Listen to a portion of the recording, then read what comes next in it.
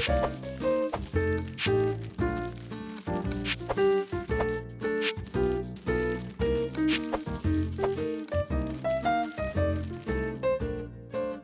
it's Nikki and welcome back to Live a Little, your cozy corner of the internet where we discuss all of the in-between bits of life, the messy, honest and unfiltered, but we do it all judgment-free around here.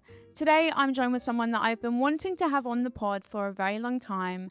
I'm a very big fan of his. It is writer, creator and poet David Larbi. Hello. How are you? Very well, thank you. Thanks so much for having Oh me. my goodness, no, thank you for coming. I feel like I've kind of known you for a while now. Yeah. And always wanted to do like a sit down chat with you. Yeah. So I thought this was a very good way to kind of make you have to sit down and do a chat with me.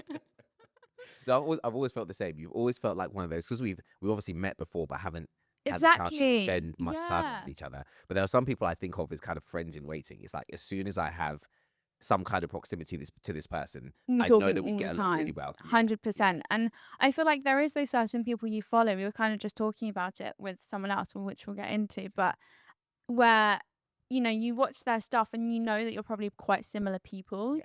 But it's like you just need that kind of in-person connection to be like, okay, I can message you. Yeah. Okay, I can, which you can anyway, but it's this weird, it's that parasocial thing, isn't it? Yeah. Where you're kind of like, I'm a fan of what you do. I think we'd be friends. I think we're similar, but you know, we just need that one like in-person chat to be like, okay, it's solidified. Yeah. How have you been recently? What has your April been like? I mean, when this comes out, it will be May, but what has your April been like? My April it's been a lot. It's been a lot of things. There's loads of you're very used to this, where there are loads of things that are coming out later that I can't talk about yet. Completely get it. Yeah. But it's been a month of just doing. And I've been trying to make a lot of time for thinking and reflecting in between. That's so great. I've resolved myself that might be a first 2 weeks of May. It's hard. Yeah. Like when you are so busy, you know what you need to do to pull yourself out and give yourself some time to ground and to, you know, some you time to recharge. But to actually have the time to do it is difficult. Yes, absolutely. What has been your thing recently that when you have tried your best to give yourself that time you've been doing? Is there anything that helps you chill out a little bit, decompress? Yeah, I've been journaling, and my journaling habits have changed. So I used to journal every day in the evening before I went to bed, just to clear my mind. So great. And then when I wrote my book and I was writing journaling prompts in the book, I stopped journaling for myself. I kind of felt like I had no words. That makes so much sense. Yeah. And the book's been out. The hardback came out January 2025, so it's been out, you know, well, just over a year. I've got the book right here. I've got it on my lap. And so I stopped journaling for a while, but earlier this year picked it back up again, but realized that that structure wasn't really working for me. Like before bed wasn't working for me anymore. So now I kind of, anytime I feel like writing something down, I'll write it down. Like it feels a bit more disjointed than it did before, but equally, I think that's the thing that's helping to keep me present. It's like when there's a lot in my mind and I don't know what's going on, I can't filter it for myself. Immediately as I start writing, everything kind of falls into order. So I take in to do that whenever I need to, rather than setting a specific time during my day, which is working out really well for me. I'm glad. I think there's also, you know, I was saying to you before we started that I've also written a book years ago. But there is something about when you are then kind of forced to write in a not necessarily structured way, but you know, the end product is a book. And so you need to write in a way that is conducive to making a book, that then there is that element of structure and things that you kind of have to do to build that book. And so that makes complete sense that then your writing style and what has actually felt helpful and like it's filling your cup has kind of changed a little bit. That's a good way to put it. Yeah, I feel like that makes total sense. It's almost we need the opposite when we're doing something in, you know, a work way. Yeah. That's what I always find is like the thing that maybe it's that thing, isn't it? When something becomes a job, you can still completely derive enjoyment from it and it's almost amazing that that can be your job. Yes. But equally, it then means that it is your job. So you now need to find things that you, again, redefine as only yours. Yes. Yeah, absolutely. Work, no matter what you do for work, work is work. Exactly that. And when I'm sure you feel exactly the same, where you feel so lucky to get to do what you do for a living. Yeah. That helps carry you through the difficult times. Yeah. But doesn't mean there won't be any difficult times. Yes. So yeah, in those difficult times, it's very, very important to make sure that I take that. It's very important to make sure that I take that seriously. Yeah. I'm very big on never dismissing anything that I feel for any reason whatsoever, because it's not going to stop me from feeling it. So true. If I feel like I'm not allowed to feel happy right now, I'm not allowed to feel sad right now, I'm not allowed to feel this, that, or the other right now, it doesn't stop the feeling from existing. If anything, it actually makes it worse. I'm piling denial on top of it. Yeah. And then it's harder to process. So I might as well acknowledge that I feel that thing and try and work through it, whatever that thing may be. You've hit the nail on the head. Yeah. Yeah. Rather than pretend it doesn't exist. My therapist often kind of describes, because I've said that to her before, where I'm almost scared to fully feel an emotion because I don't know how badly I'll feel it or how long it will last, especially the ones where we fear them more, like sadness or anger or whatever they may be. My therapist always says that, you know, your mind is the sky, and different emotions are different weathers. You have rain, you have snow, you have sun, you have all of these different weathers, and nature and the world needs all of them to function. If it hasn't, you know, if the flowers don't have water, if, you know, nature doesn't have water, then it can't grow. It can't, everything needs different things. It needs sunlight. And so that was a really good way for me to kind of not shame or fear certain emotions, is to kind of, I get so in my head. I'm such an overthinker. And sometimes you do just need those things, which is, I think, why your poetry is so beautiful and it's so special, because it's such a good way of simplifying a lot of really difficult big feelings and emotions into something that's so resonant and just so beautiful and digestible to understand by so many. Thank you. No, truly. One of your videos come up on my page, which is often because I'm always interacting with them. I'm always saving them because I know that they're the kind of things that people, me included, will go back to and will need in their pocket to remind themselves of, you know, on a bad day. And I think that's what a lot of your poetry and the work you do is it's kind of like a bright reminder. That means a lot to me to hear, because that's exactly what I hope for. Oh, So I studied English and French at university, and I've always loved poetry for myself and studied classical poets a lot. wow. And I always thought, or kind of, I didn't give my own work the respect it deserved, I think, for a long time, because I thought, because it doesn't look like that, because it doesn't look like what's been put in front of me to study, it doesn't count or doesn't qualify as excellent poetry. Where what I now believe is that you expressing yourself in any way counts as poetry. Yeah. And if it reaches or affects somebody positively, then it matters. It doesn't matter, you know, how complex it is, how simple it is. And actually, I would say that one of the things that I'm quite proud of myself for being able to do is to simplify very complex, You do. deep emotions. And I know that I do it because I do it for myself first and foremost. Before I was sharing poetry online, before I was writing books, that's what I was doing to help myself. And then it's when I realized that, oh, if I share this with other people, it could actually help them too. That's really what emboldened me to keep doing it more. So now you saying that you save them and keep them for yourself, that makes me so happy, because that's exactly what I'd hoped to do. And then obviously when you hope for something to happen, you don't have a guarantee that it will. Of So the fact course. that it is, it means the world to me. And that's the thing, is I think we were just talking about how crazy it is when you meet people in person that follow you or have been impacted by what you've done. Yes. And I think, you know, being human, we can all kind of have a bit of that existential kind of like, is what I'm doing, does it matter? Of course, Yeah. it matters to you, and that is what's first and foremost important. But like, does this have meaning? Is it helping anyone? You can get very caught in your head. And so when you meet people and you have something that you so desperately want to kind of add to the world, especially positivity and a bit of joy and lightness, which you are doing, but when you truly get to meet those people, those comments or those DMs or those follower numbers become realized into actual humans that are sharing their stories with you. And often what we both have in common is, because what our work is connecting with the people that follow us on a much deeper level than, you know, some can or do using social media, that it's really special because we actually learn so much more about the people that follow us in such vulnerable ways. And I think that's what's crazy about humans, is that by you sharing one of your poems, it can resonate with a human or make them feel seen in a way someone in their life that they know inside and out hasn't before. Yeah, that's so true. So very true.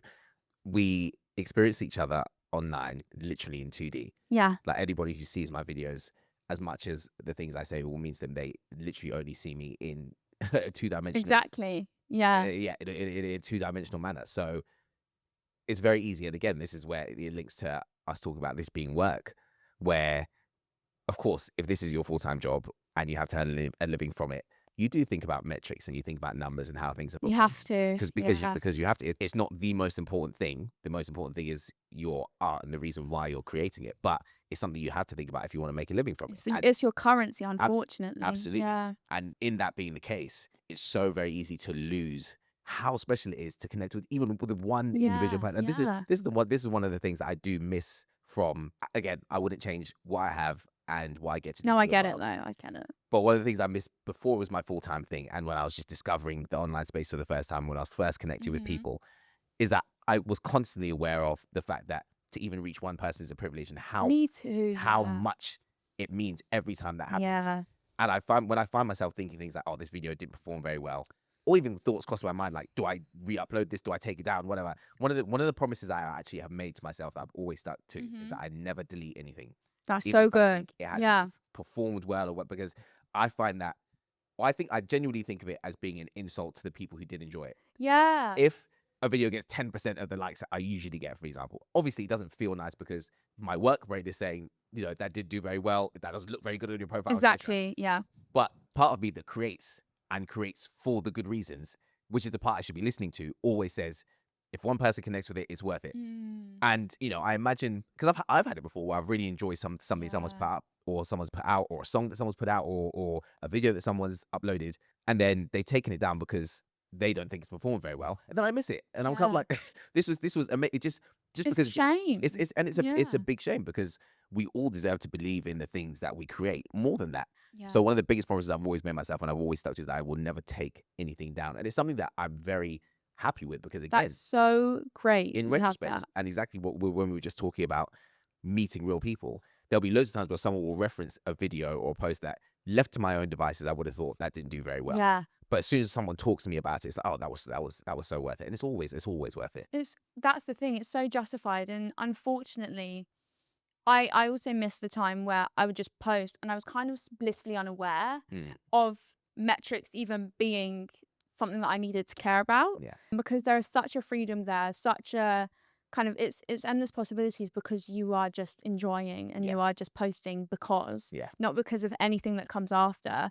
And even some of the comments that stick with me most from how my videos have maybe impacted people, or their stories that they've shared with me in comments or private messages, have been the really early ones, because those are the ones that you really get embedded into you, because they're so like, oh my goodness, I just started this for me. I can't believe that it's also impacted this That's yeah. person It's so that encouraging. lives in India, that lives in America. Like, that is what's so mind blowing when you start doing a job like social media, or just even posting on social media, is how someone could find something that they needed within you that they never would have found had you not posted that video, because they are in a completely different part of the world, maybe completely different, circumstances in their life. But the commonality is, no matter where you are, no matter who you are, it's that thing that you've shared that's resonated. Oh, brilliantly said. Yeah, like I remember really early days, I used to post YouTube videos. I mean, I still do, but things have changed and evolved. And Yeah, different seasons. yeah, I posted my first video when I was 8 years old, and Wow. I'm now 21. And the first thing that I posted was like a makeup video. I almost didn't want to address my appearance. And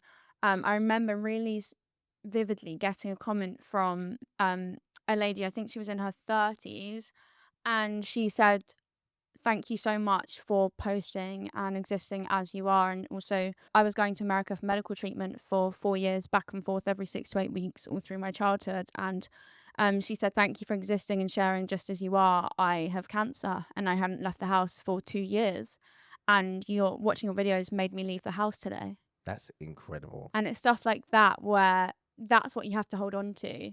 And that's the thing, isn't it, with social media, where it is so hard to remember that that is the reason, Mm, because the reason gets jaded and yeah. becomes the engagement, the comparison. And also, I was saying this today because I felt so burnt out recently. Like, what am I doing? Should I even be doing this job? When you just get into that spiral. My friend was saying to me that because you have no baseline of comparison, it's not like you Mm, work your way up in a job. yes. Yeah. There's none of that in this job. Yeah. So We are it's all so just unique to the trying to figure it individual. out individually Yeah. and have that commonality of like, what do you know what you're doing? No, I don't know what I'm doing. But we're also like, how do we figure it out? I don't know.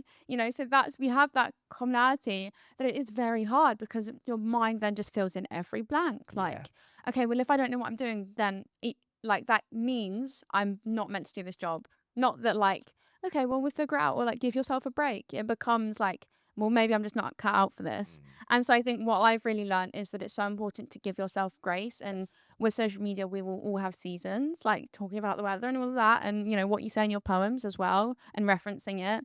And we'll have seasons that feel easier or lighter in jobs, in life. And so I think it's, you obviously have to care about the numbers because they equate to the job. Yeah. It's I hate it so much, but we do, especially in our work that's so meaningful. It's like, oh, and then suddenly there's all of this stuff we have to care about, Yeah. analytics and everything. Yeah. But when you really try and go back to the baseline of why you started it, which I always try and check myself for, like always try and go back to like, what is the point? What is the Mm. point? What is the point? That really helps me when I start spiraling. Yeah, and I think it comes through consistently in everything that you do and everything you put Oh, out. thank No, you. absolutely. I think it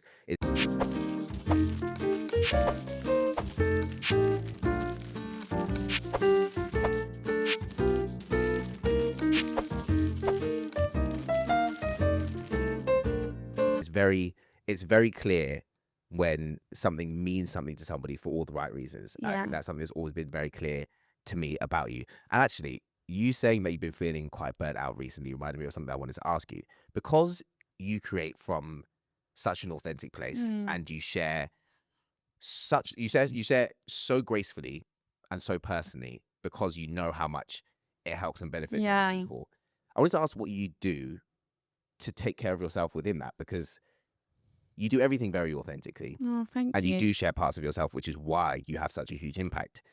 Equally, that means that you really have to take care of yourself. Otherwise, it can take a lot away from you. Yeah. So what do you do to make sure that you are taking adequate care of yourself? Because obviously, beyond the content and beyond, nothing is more important than you. There's nothing more important than Yeah. Nikki. So what do you do for Nikki? I love that question. Thank you for asking.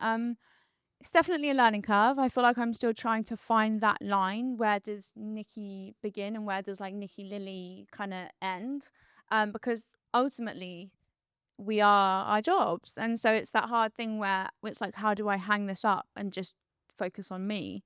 I think a massive thing is I'm a real homebody, so it's spending time with home, spending time at home with loved ones. I've really been trying to connect back with things I loved when I was younger, because I think part of being an adult is that life happens, shit happens, and you lose that play. Everything becomes so serious, everything becomes so important. It's Mm. now or never.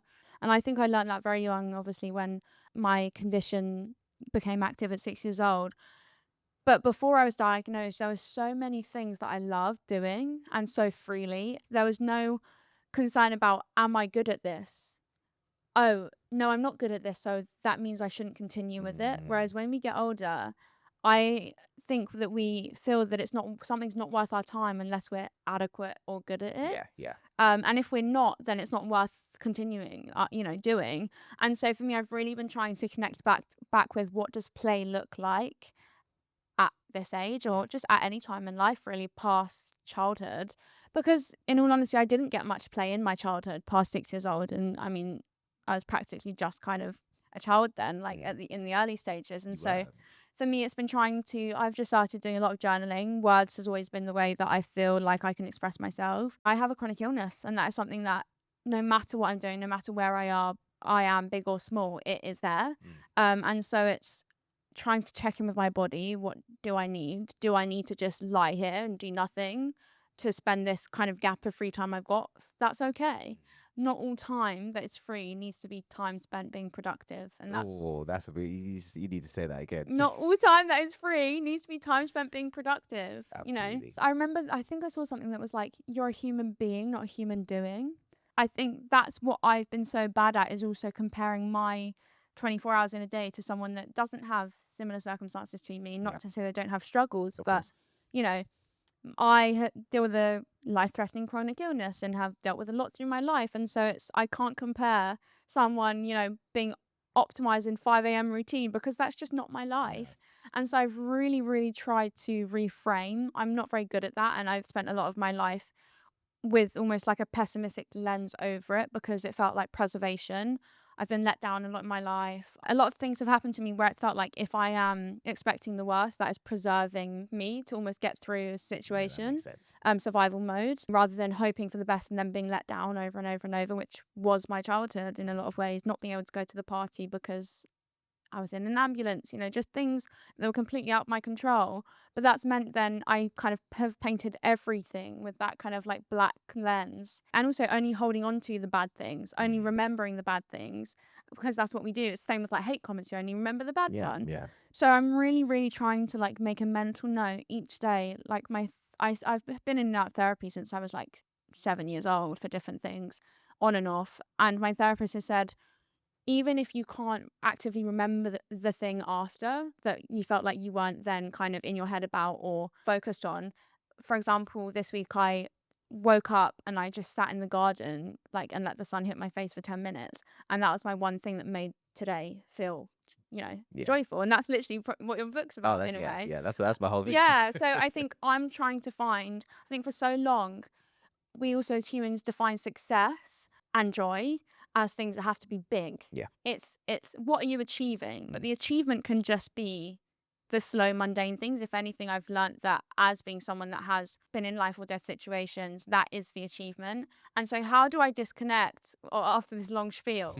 I think it is being able to learn that Nikki Lilly, though it is me, and obviously people know me as like Nikki online still, Nikki Lilly is almost an extension of me. It's Yeah. like, you're just David, but a lot of people know you as your full name, and that's kind of who you are online in a way. It's always an extension of you. It's still you, but just slightly heightened, slightly different, and a percent of your life, not Yeah. all.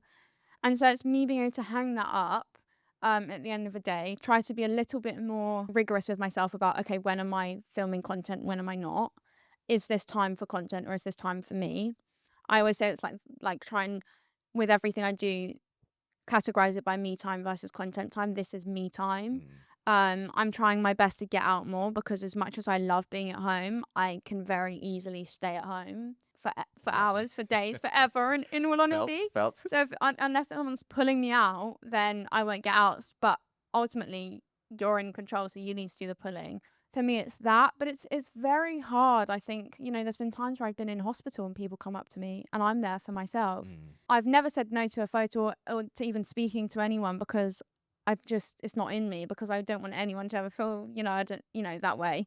I've had people come up to me kind of shaking and telling me their life story, and you never know what's a day someone's had, and you're like, do I have the capacity to deal with this Yeah, right because now? you always care Yeah, about of them and you care for them, course. but sometimes your capacity to care Yeah, and what you need for yourself doesn't align exactly. with what people feel like they need from you. Exactly. And I think because of that, people feel like they connect with us so deeply that there is that parasocial relationship where they feel like they can go up to you at any time. So it's like for me, I've had, people come up to me where I've been like head in hands, having a really bad day in a hospital waiting room. Mm. And you're like, please not now, please not now. But it could be another person that's there at hospital and just wanted to say that, they appreciate what you're doing. I've become very good at masking and turning it on. I think because that was just me in my childhood of like wanting to seem okay because I Mm. already felt guilty for, Mhm. everything that I'd caused. So I think for me, it's really, I think a lot of my healing has been trying to connect with my younger self and what I feel like I lost at a very early age or what I didn't get to have. My disconnect is doing those things that I don't share. I think it's the what you don't share Mm. and what those things are that I really try and focus on offline, Yeah. But there is always that element where you're like, should I be sharing this? Should I be talking about this? Because you just tune that into your It's true. brain It's true. And then also when you're someone who, as you do, when you're someone who cares about all the people that you're so sharing much, with, too much. Yeah. it's like I want to make sure that I'm always being honest with you. I want That's to make sure it. I'm always being authentic. And I've very much gone through the same journey where it's being authentic doesn't mean sharing everything. So Exact. the Where two are does, not the same thing. yeah. I can be very open and very honest about the things I'm going through, but equally I can choose what it is I share and what it is I keep to myself. And Have to have you have boundaries. to have the boundaries and Yeah. you have to have the balance. Otherwise, I just won't be able to have the longevity that I want. Yeah. I want to be able to do this forever. As long as Totally. people want this and as long as it's benefiting them Yeah. positively, I want to be able to do what I'm doing. Yeah. And if that's going to be the case, I really need to take care of myself. Yeah. And I mean, thank you for your candor in answering that question. Oh my gosh. No, You thank speak, you for yeah, asking. but also, I really hope that you're aware and I hope that you know that what you give is more than enough.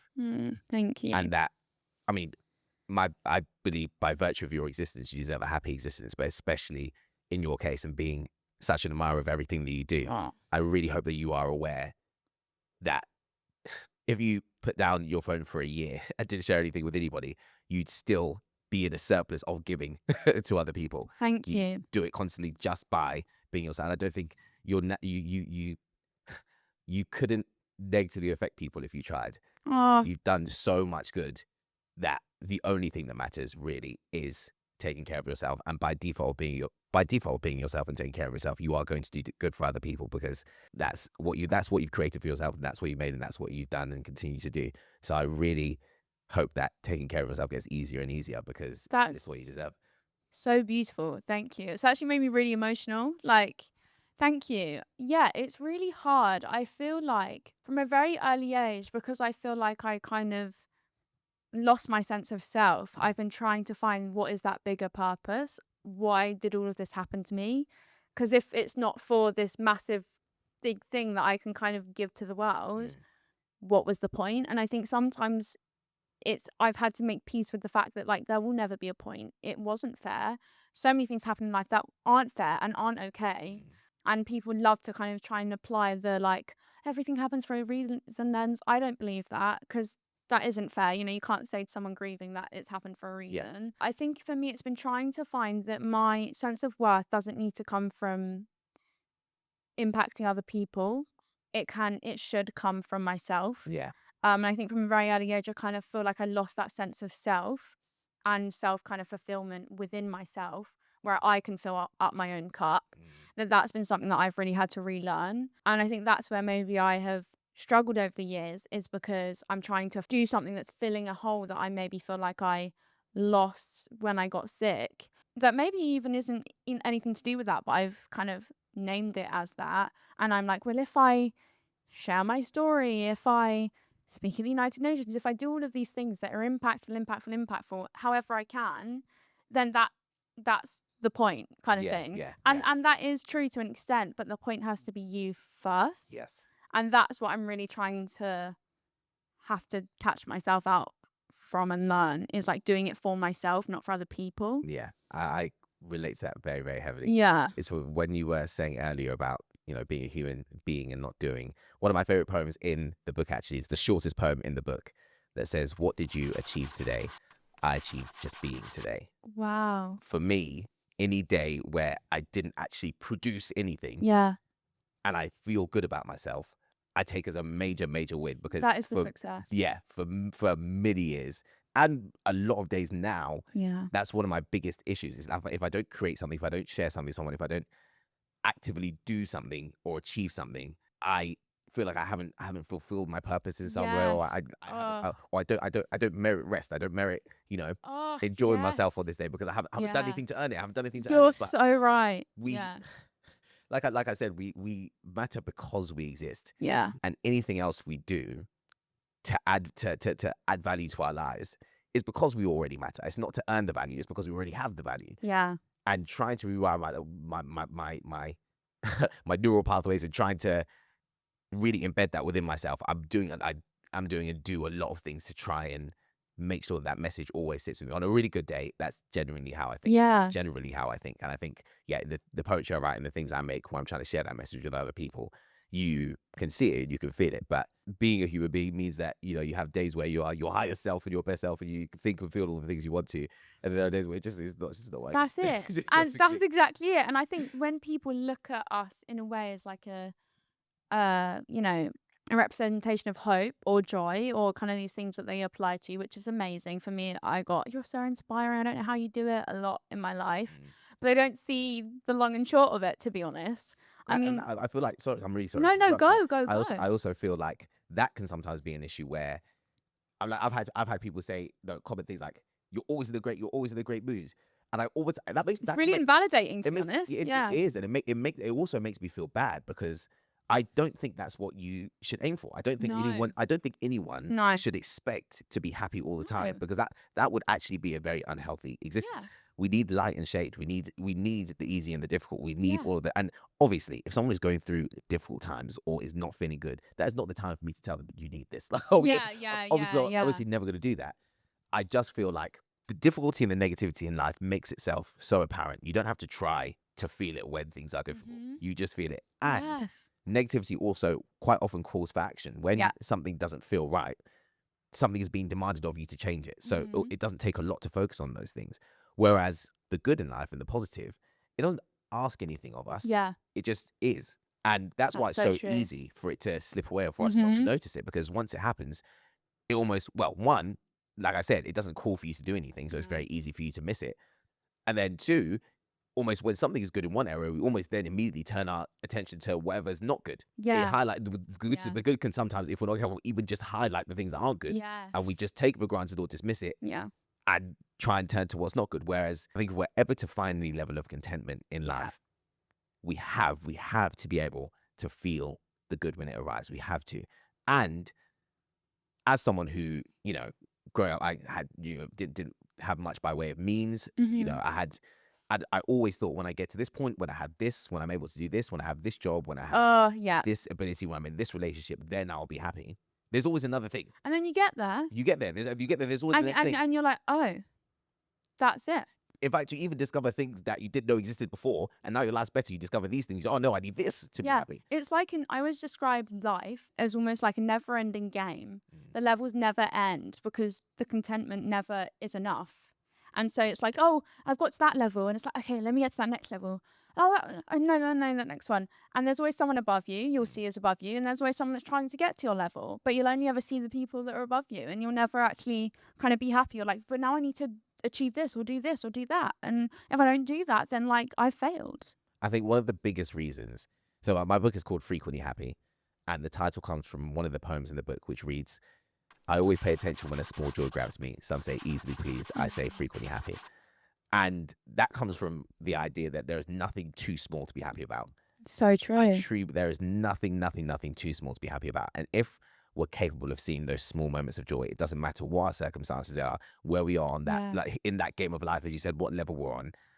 If we're able to see the joy around us as it exists now, and if we're able to understand that we deserve to feel and to access that joy no matter what else is going on, our circumstances don't define us. Literally, the fact that we exist means that we deserve to have a happy existence, and there is joy available to you. You deserve to take hold of. If we're able to feel that, then that game of life almost becomes a lot easier, where you realize there's actually nothing to win. It's just about realizing and feeling the joy that exists exactly where we are. And if anything, the win is being content in where you are. The win is being content where you are. I think, again, in kind of our, we live in a capitalist society, and productivity is praised and rewarded, and there's always more to produce. Again, it almost feels like if I'm content, then surely that takes me off the board, and I'm not gonna be ambitious anymore. I'm not gonna chase the things that I actually think.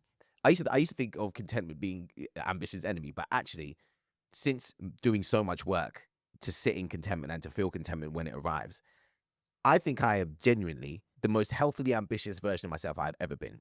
That's so A good good. example is that writing the book was the greatest creative joy of my life. I was going to ask you about that. It was the best. It was after I finished writing the book, loads of people in that space between finishing writing the book and announcing it, while I was talking to loads of people at my publisher, people asking me, how did you find writing the book, etc.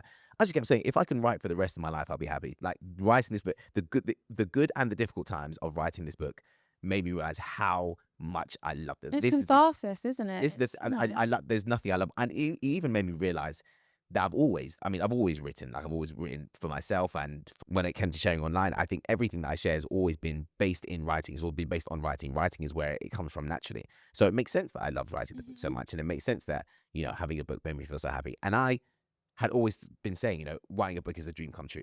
And then the book comes out, and you're around people. Suddenly I'm in an area where I'm around other authors all the time. I am talking to people who have multiple books, multiple bestsellers, and it'll be very easy to fall into that trap of thinking, oh, I've only written one book. I need to write the next one. I need this book to be a bestseller. I need to, and I'm very glad that I'd done all that work on being content where I am, because that meant that I appreciated having written. Hasn't been a day where I haven't appreciated. And it's such a massive undertaking, writing a book. I think people just think you pull it out of thin air. It's like a book is a big deal.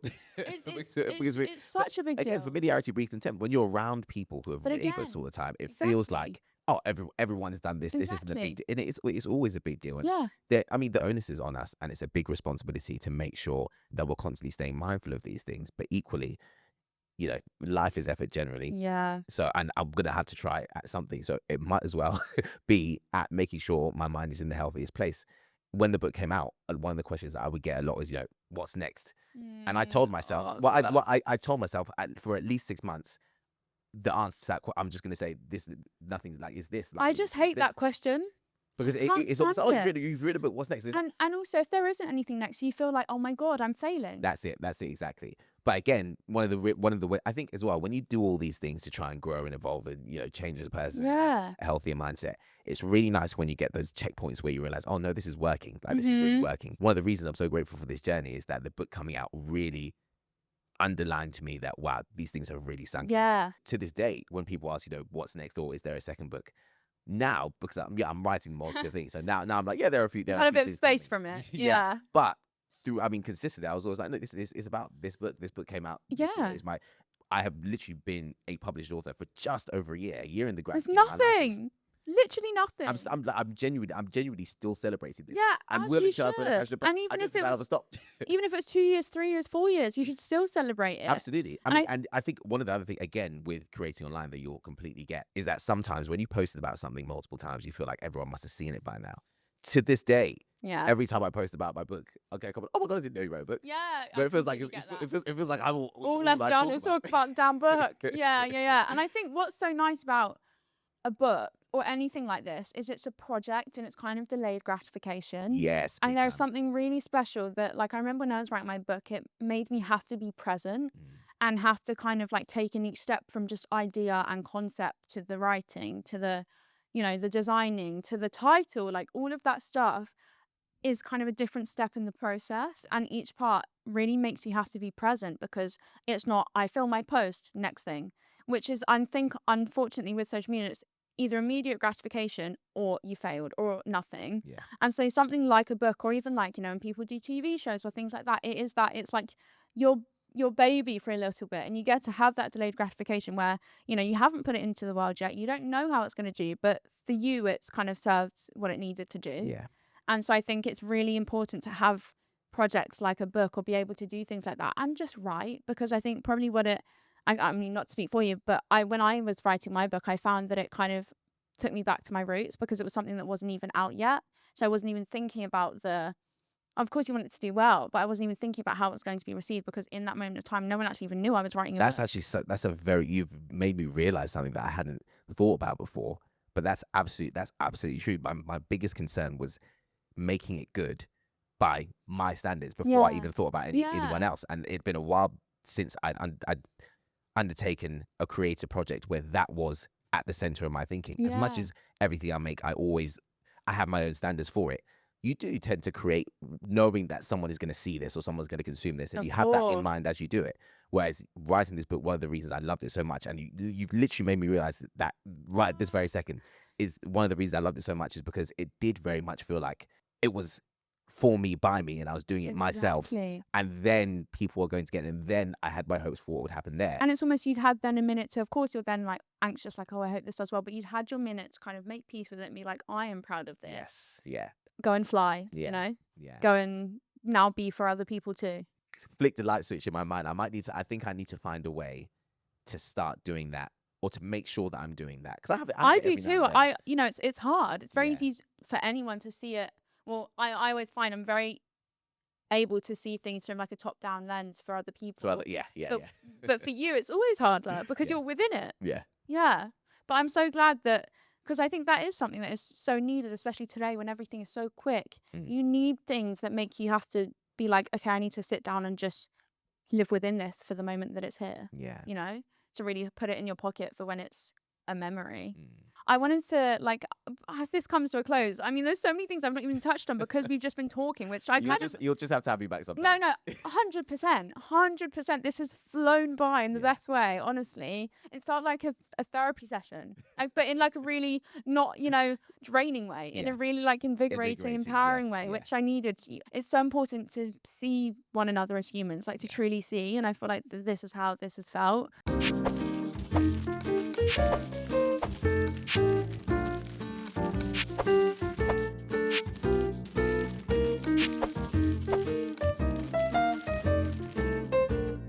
because I truly believe that writing and poetry is your superpower. Like, I believe that some of us are just, we have, it's a gift that you were meant to do what you were meant to do. And I feel like writing is that. You said from as long as you can remember, that has been your thing.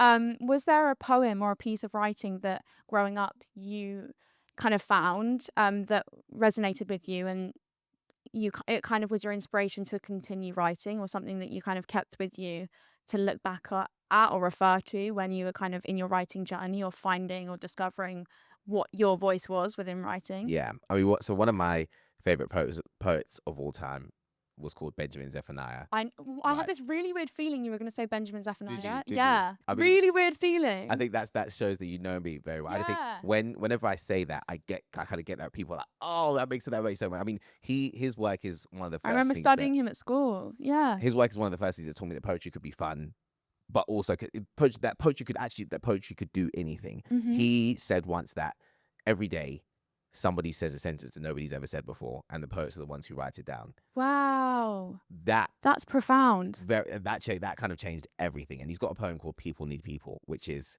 you know, again, very central to my philosophy of like we all need each other. We need to exist in Mhm. community. We need compassion and empathy between us What are we because without one another? exactly. Yeah. So yeah, I'd say definitely his work generally, that poem specifically, are things that have really shaped my journey as a writer. I can imagine. And I think what he's done so well is show that poetry can be light, and it can be light-hearted and just resonate on a slightly more surface level with humans, but it can also attack bigger Yeah. issues and, racism and all of those different things. And I think that's what is really special, is like, I remember when I first kind of saw poetry at school, is being able to see that, wow, poetry can address such, big issues, again, like such big issues, and simplify it into such kind of profound, resonant language. Mm.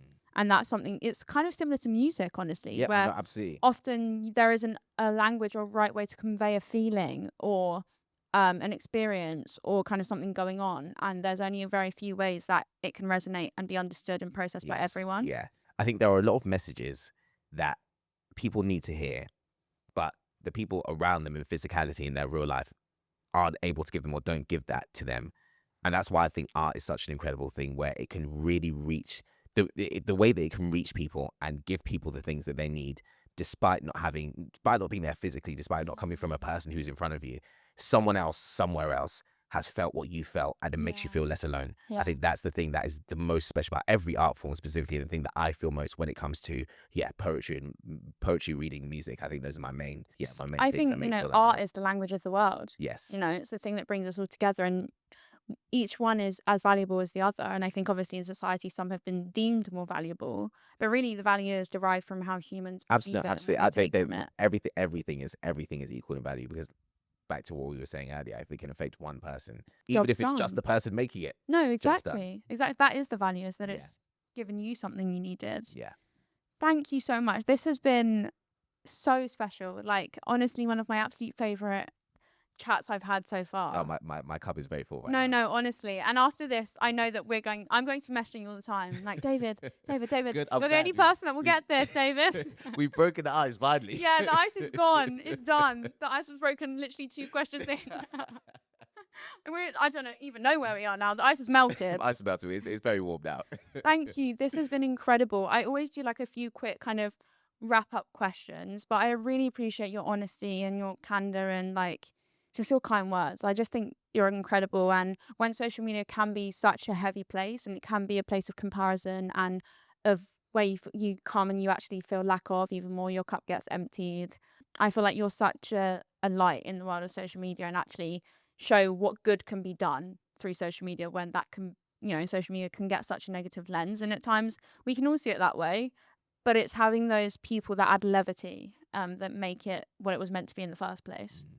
That You know? means I can't tell you what that means to me. No, Thank you. it's true though, truly, honestly. And I think that's why I always wanted to have you on, because I knew that there would be so much that we would connect over. We all just want to try and make the world a better place than we found it, in whatever small way we can. Yeah, absolutely. Okay, so for my hot seat questions, we talked about lots of incredible, profound stuff. These are just to kind of close in a slightly light-hearted way. Let's do it. What is a piece of advice you secretly hate that's kind of commonly said, or like a phrase? It's character building. It's Oh, character building. Don't yeah. enjoy that at all. Oh, yeah. I don't believe in listen, I know that we can find the positive in suffering, but I think it's very much that way around that we find. It's not that it's necessary. No. I had a character already, actually. Thank you. I liked it very much. Again, it's so invalidating. It's Yeah. like I've people love to fix you by just placing stuff onto you instead of just hearing you. Yeah. That's what I've learned a lot. What is your least poetic trait? Oh. It could be I'm anything. a very, like we discussed, we're very similar in personality. Very. I'm very type A. Yeah. I'm very, like, To a fault. Like, Yeah. I'm very, very disciplined when it comes to myself. I don't advocate for it for everybody. Neither. Because I know it doesn't work for everybody that way. But for me, structures, routines, it's control for me. It brings the best out of me, and that doesn't feel like it ties into a group. But I actually feel like it frees me to be more creative. Definitely. Yeah. Because it gives you kind of that foundation to feel secure to then do the other stuff. Yes, yeah, that's absolutely. how I feel. What would you say to other creators who feel stuck in a job that they aren't enjoying? That it doesn't, first of all, it doesn't devalue you as a creative whatsoever. There is literally no difference in my value as a creative now as to when I was working in accounting. I used to work in accounting. Yeah. So there's absolutely no difference. And the fact that you manage to create whilst your energy is also being taken by something that you aren't passionate about, being forged in that fire is one of the things that's going to make you successful. I'm not going to say character building. It's not character building. No. It's not, you don't have to go through that to be a great creative. But I want you to know that going through that is so admirable within itself. Yes. And if you can do it, then imagine what it will be like when you can do it fully. That is literally a mic drop. There's so many of my friends who have kind of just come out of uni and just feel so lost in jobs that they hate, that weren't what they wanted to do. I want to speak specifically to that coming out of uni thing, because when you come out of uni, you need to be really, really kind to yourself for 3 years minimum, because you have been in education your entire life. You had routines and structures put around you your entire, and then you finish education. It's almost like, here's your cap, here's your scroll. You are finished with education. You are now ready for the real world, and that's just not the case. You then need a couple of years of adjustment to being outside of that system for the first time ever in your life. And it feels like, because I've completed that, I should be ready to do all of this, and I should be there straight away. You absolutely should not be. You are still in the process of learning. It's a whole new different type of learning. It's a school of life. So you actually need to be so good to yourself for those three. And that's also where people's paths start to diverge massively. Some people will manage to get into what they want to do straight away, and they'll seem like they have it all together. Some people will take a few years to discover or to find out, or they'll think that something was a thing for them, and then they'll realize it's not. And you need to be so kind to yourself on that journey of discovery. And comparison is the absolute thief of joy. And you need to really be kind to yourself and understand that it's now going to start looking very different for everybody. Yeah. If it doesn't look perfect, if your life doesn't feel or look perfect to you, you have so much time. You have so much time, and it's not supposed to. If it does now, you're ahead of schedule. Yeah. Right now, you are on schedule. Yeah. And everything's going to be absolutely fine. That we always do like a little thought of the week, and I feel like you've encapsulated what the thought of the week is perfectly this week, is to be kind to yourself, and it's not a race, and everyone's finish line is different. Yes. You know, everyone's time is different. And I know we need to wrap it up, but I'll quickly say, like, when I was kind of writing my questions for you, you referenced somewhere, I can't remember, that, you know, flowers open up at different times, and doesn't mean that they're all not valid and they're all not ready, but they're just ready at different times. Yeah. And I think, you know, sometimes we try and force our flowers open, and it's not our time right now. Yeah.